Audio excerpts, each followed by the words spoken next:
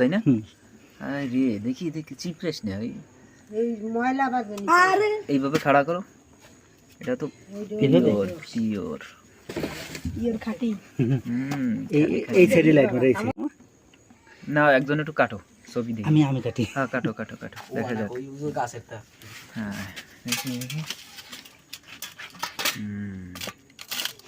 পড়কে যাই পিওর মাল।